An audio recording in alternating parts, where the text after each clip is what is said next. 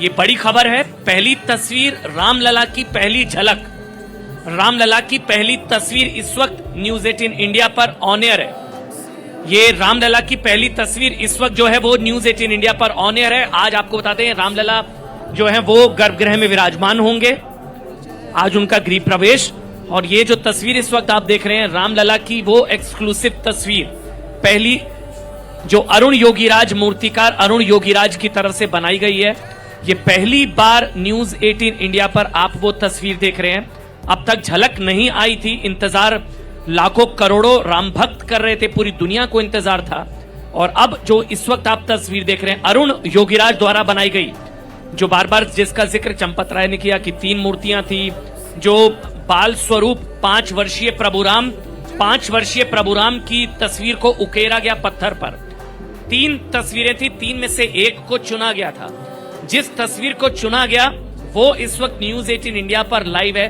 अरुण योगीराज, दर्शन हो रहे हैं प्रभु रामलला के तस्वीर में इस वक्त। अगर ऐसा अवसर है तो मुझे 4 पंक्तियां याद आती है, मैं निवेदन करता हूं। जो लोग राम के अस्तित्व को नकारते हैं, मैं उनको कुछ कहना चाहता हूं। अरुण योगीराज, श्यामल रंग, जो रंग की 5 वर्षीय बाल स्वरूप तस्वीर प्रभु राम की जो पत्थर पर उकेरी गई।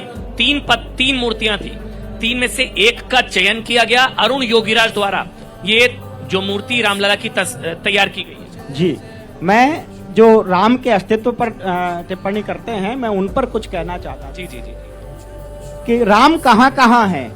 पंचभूतों का यह शरीर, पृथ्वी, अग्नि, वायु, जल, आकाश, इसमें राम का दर्शन करिए कि पृथ्वी में पवित्र गंध रूप में है राम जी, पृथ्वी में अवस्थित है गंध रूप राम जी, जल में है विद्यमान रस रूप राम जी, अग्नि में प्रचंड तेज रूप में है राम जी, वायु के प्रबल वेग रूप में है राम जी, शब्दादि तन्मात्रा अनंत व्योम राम जी, वेद का प्रणव बीज मंत्र ओम राम जी, आदि में भी राम जी, अनादि में भी राम जी, ब्रह्मा और शंकर की समाधि में भी राम जी, ब्रह्मा और शंकर की समाधि में भी राम जी, प्रभव में राम जी है, प्रलय में राम जी, हर देश काल और समय में राम जी, अंत में भी राम जी, अनंत में भी राम जी, संत में भी राम जी, असंत में भी राम जी, इसमें भी राम जी तो उसमें भी राम जी, तुझ में भी राम जी तो मुझ में भी राम जी। और जिन्होंने निमंत्रण ठुकराया उनके लिए एक पंक्ति कहता हूँ। किनके लिए नाम लेकर देखिए ना, किनके लिए? जिन्होंने निमंत्रण ठुकराया, किनके लिए? सोनिया जी के लिए, खड़गे जी के लिए, किसके लिए? ठुकराया, जिन्होंने भी ठुकराया ये उनका दुर्भाग्य है। मैं कहना चाहता हूं कि इसमें भी राम जी तो उसमें भी राम जी, तुझ में भी राम जी तो मुझ में भी राम जी, तुझ में भी राम जी तो मुझ में भी राम जी, तेरी मेरी छोड़ हो जा भक्त सच्चा राम का, तेरी मेरी छोड़ हो जा भक्त सच्चा राम का, मैं भी बच्चा राम का हूँ, तू भी बच्चा राम का, मैं भी बच्चा राम का हूँ। नहीं, वो उनकी तरफ से कहा जा रहा था भाई आप सबसे भी, ये राजनीतिक इवेंट है क्या, ये आरएसएस बीजेपी का इवेंट है? बताइए बताइए। जी नहीं, ये राजनीति इवेंट नहीं है, ये तो राम जी का इवेंट है। राम मंदिर के लिए सभी लोग आए हैं और सबने इतनी, सबके पूर्वजों ने। चलिए बताइए, कभी सोचा था ये अपने जीवन काल में क्षण देख पाएंगे? और ये किस तरह की अनुभूति आपके लिए? ये ऐसी अनुभूति है कि ये आज जो हो रही है ये कभी शायद जिंदगी में देखने को मिली न मिलेगी। ये बहुत बढ़िया अनुभूति है। और एक बार तो हमारे, जब हम लोग छोटे थे 90-92 में, हमारे घर में सबके वारंट काट दिए गए थे। ये 156 जो होता है वो लगा के कोई घर से कूद के भाग रहा है, पुलिस वाले दौड़ लगा रहे हैं, एक भाई पे बम लगा के भेज दिया जेल, इस तरीके के कारनामे हुए। और कोई भाई, और कोई और? हाँ बताइए बताइए। जय सिया राम। मैं राजस्थान जयपुर से आया हूँ और खाटू श्याम जी का रहने वाला हूँ। जब बचपन में 1992 में बाबरी मस्जिद जब ढाई गई थी, तब आपको अच्छे से विदित होगा कि एक नारा लगा था, हर गांव से सीला लाएंगे हम, मंदिर वहीं बनाएंगे। तो आज ये मौका अपन वो भावी पीढ़ी है, आपसे भी कहना चाहता हूँ सर, वो भावी पीढ़ी है कि आपने भी मंदिर बनते हुए देखा, हमारी 10 पीढ़ियां निकल गई, मंदिर कब बनेगा, मंदिर कब बनेगा, लेकिन आज मंदिर बनते हुए देखा अपनी भावी पीढ़ी को। यह सौभाग्य है अपना कि अपन राम मंदिर बनाने जा रहे हैं, इसके लिए बहुत बहुत धन्यवाद। ठीक है, बताइए प्रभु। बैठे रहिए बताइए। ये राम मंदिर नहीं, ये राष्ट्र का मंदिर बन रहा है। और जो लोगों ने राम मंदिर का निमंत्रण ठुकराया है, चाहे वो समाजवादी पार्टी के अध्यक्ष हों, चाहे वो कांग्रेस के लोग हों, चाहे जो ये इंडिया नहीं, ये इंटरनेशनल जो षड्यंत्र बना है देश के अंदर सनातन विरोधियों का, इनकी जो दुर्गति होने वाली है वो ये देश देखेगा और ये भी अपनी आंखों से देखेंगे। 22 जनवरी को जब भगवान श्री राम अपने भव्य मंदिर में विराजमान होंगे। अब लोग कह रहे हैं मोदी का ये फंक्शन है, लोगों ने कहा है ना किसी विपक्ष के नेता ने, ये मोदी का फंक्शन नहीं, ये राम लला का फंक्शन है और ये पूरे राष्ट्र का फंक्शन होने जा रहा है। पूरा राष्ट्र बेसब्री से इसका इंतजार कर रहा है। ये राष्ट्र का उत्सव है। जगत गुरु जी, बार बार ये आरोप लगाया जाता है भाई पॉलिटिकल इवेंट बना दिया इसको, आरएसएस बीजेपी का इवेंट है और जो लोग नहीं आ रहे हैं वो इसके पीछे यही वजह दे रहे हैं कि तो राजनीतिक इवेंट है। जगत गुरु जी, देखिए समस्या ये है कि ये विपक्षी जो है ना वो मोदी जी का विरोध करते करते राम जी का विरोध करने लगे और शुरू से ही ये विरोध करते चले जा रहे हैं। लेकिन मुझे लगता है कि इसके पीछे जो इनकी सोच है, ये सोचते हैं कि 80% की जो आबादी सनातन धर्म की है वो तो बीजेपी के साथ है और रहेगी। हाँ, 20% जो बची है वो माइनॉरिटी के वोट हो सकते हैं, वो लेफ्टियों के वोट हो सकते हैं, वो आतंकवादी विचारधाराओं से जुड़े हुए लोग हो सकते हैं। तो कम से कम तो उन्हें बचा लिया जाए। इसीलिए वो ये बार बार कहते हैं कि राम मंदिर का न्योता हम ठुकरा रहे हैं, जिससे जो वामपंथी लोग हैं, जो आतंकवादी विचारधारा से जुड़े लोग हैं, ओबीसी जैसे नरभक्षी जो हैं, जो इस समाज को जीने नहीं देना चाहते हैं, मुझे लगता है उनको समेटने के लिए हमारा विपक्ष जो है वो उतावला है कि कम से कम जितनी बची है उतनी बचा लो। और इसके लिए अगर राम जी को भी कुर्बान करना पड़े तो उसमें भी वो पीछे हटने वाले नहीं है। पर एक बात वो भूल जाते हैं कि जो राम जी को कुर्बान करता है, राम जी से जो द्रोह करता है, तो लंका का रावण का साम्राज्य समाप्त हो गया। और तुम में और इटली में क्या रखा हुआ है, कितने दूर तक चल पाओगे? कितने दूर तक चल पाओगे? देखिए खड़े हो जाइए। हाँ, कैमरे में आ जाएंगे ना आप, कैमरे में। विरोधी जो है वो मोदी की आग में राम का विरोध कर रहे हैं, क्योंकि खुल के तो राम का विरोध कर नहीं सकते हैं, इसलिए मोदी की आग में राम का विरोध कर रहे हैं। राम जी के वो सनातन जो संस्कृति है उसका सब दिन और हमेशा से विरोधी वो बन के रहे हैं और रहे हैं, इसीलिए हमारा राम मंदिर अभी तक नहीं बना है, नहीं तो कब का बन चुका होता। अच्छा, मोदी बहाना प्रभु राम निशाना, बताइए मैथिल साहब। देखिए अमन मोदी जी, निशाना प्रभु राम निशाना। जी अमन जी, आपने जो प्रश्न पूछा ना कि ये क्या मोदी जी का इवेंट है, तो मैंने नहीं पूछा। हाँ, वो जो बोल रहे हैं, हाँ। मैं उनसे एक प्रश्न आपके माध्यम से पूछना चाहता हूँ, क्योंकि आप इस देश के प्रख्यात पत्रकार हैं और न्यूज 18 देश का नंबर 1 चैनल। देखिए,